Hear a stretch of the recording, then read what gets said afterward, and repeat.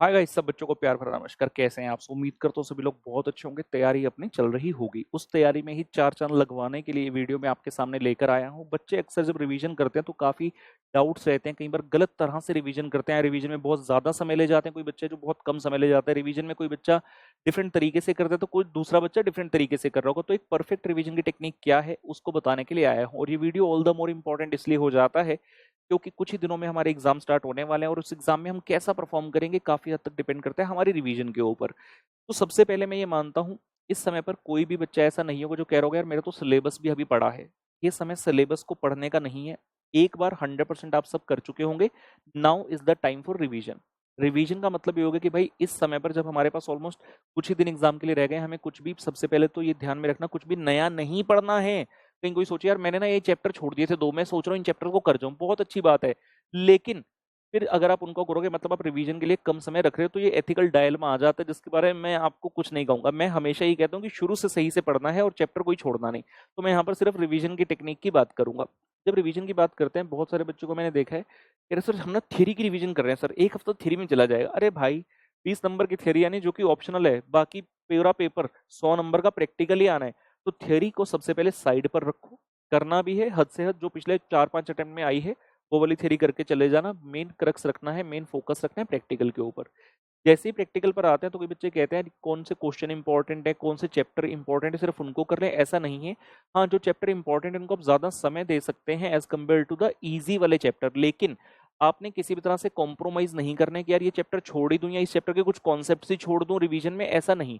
Believe me, आपने चाहे पहले जितने मर्जी अच्छे तरीके से तैयारी करो, जितनी मर्जी लिख लिख कर प्रैक्टिस करियो, अगर इस पॉइंट ऑफ टाइम पर हम अच्छे से रिवीजन नहीं करेंगे, लिख कर नहीं करेंगे या फिर कोई कॉन्सेप्ट छोड़ देंगे और अगर वो एग्जाम में आ गया और आपने छोड़ा हुआ था, आप उसे नहीं कर पाओगे, चाहे आपने फर्स्ट तैयारी के वक्त उसे अच्छे से किया भी क्यों ना हो।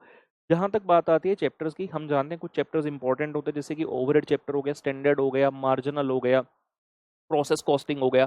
इनको करने में ऑब्वियसली थोड़ा सा ज्यादा समय आपको लग सकता है, जो कि लगना भी चाहिए, right. As compare to the chapters like cost sheet chapter हो गया, लेबर कॉस्टिंग चैप्टर हो गया, job costing, batch costing, budgetary, ये फटाफट से आपके हो सकते हैं। लेकिन जैसा मैंने पहले कहा, हमें ऐसा नहीं करना कि छोड़कर ही चले जाएं किस चैप्टर को। जब रिवीजन करेंगे उस समय हमें क्या करना है, हर कॉन्सेप्ट को ध्यान से पढ़ना है और हर कॉन्सेप्ट से संबंधित मिनिमम एक क्वेश्चन अच्छे से करना है। जब आप लिखकर प्रैक्टिस करेंगे तब जाकर हमारी रिवीजन अच्छे से होगी। एग्जाम से पहले हमें ये कोशिश करनी होती है, अब जितना समय हमारे पास रह गया उसमें 2 बार हम रिवीजन करें। एक बार थोड़ा डिटेल्ड रिवीजन और एक बार क्विक रिवीजन। जब फर्स्ट रिवीजन है उसमें आप चीजों को लिखकर भी देखेंगे, ऐसा नहीं कि सिर्फ पढ़ेंगे। पढ़ने वाली जो रिवीजन है वो क्विक रिवीजन, वो सेकंड वाली रिवीजन है। फर्स्ट टाइम रिवीजन में कुछ ऐसे प्रश्न होंगे जिनको डेफिनेटली हम करके देखेंगे, फॉर्मेट्स प्रॉपर से बनाएंगे। अगर कहीं पर कोई वर्किंग नोट्स इन्वॉल्व हैं, फॉर्मेट में किस तरह से चीजों को लिखा जाता है, वो सब हमें तैयारी करके जानी होगी। क्योंकि जब एग्जाम में हम लिखते हैं, अगर हमने फॉर्मेट्स की प्रैक्टिस नहीं की तो हो सकता है हमने पहले फॉर्मेट गलत बना दिया, या फिर हम कोई कॉलम बनाना भूल गए, कोई रो बनाना भूल गए, जो बाद में याद है, फिर आपकी कटिंग एक्सेट्रा होगी, वो सही नहीं लगता। तो रिवीजन का मतलब ये है कि हमें चीजों को रिकॉल करना है, रिकॉल करते हुए याद रखने की कोशिश करनी है। जब आप रिवीजन करोगे, हो सकता है काफी सारे पॉइंट्स आपको ऐसे मिले, आपको यार ये तो अगर मैंने एग्जाम वाले डे पे नहीं पढ़ा ना तो ये वाला तो पॉइंट मैं कर ही नहीं पाऊंगा।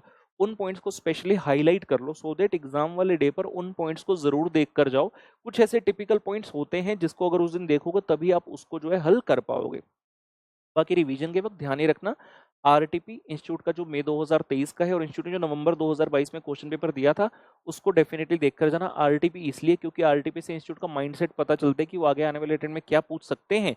और नवंबर 2022 का पेपर इसलिए कह रहा हूँ देखकर जाना, सो देट हमें पता रहे इंस्टीट्यूट एग्जाम में किस टाइप के क्वेश्चन पूछ रहे हैं, कितने नंबर के लिए कितनी चीज हमसे चाहता है, सो दैट हम एक एडेक्वेट प्लानिंग माइंड में करके जा सके कि हम पूरा पेपर अपना अटेम्प्ट कर सकें। राइट गाइज, सो वीडियो पसंद है डेफिनेटली लाइक कीजिए और चैनल को सब्सक्राइब करना मत भूलिएगा। फ्रेंड्स नाल शेयर कर देना। मेरी बेस्ट विशेष हमेशा तो नाल है। Bye bye.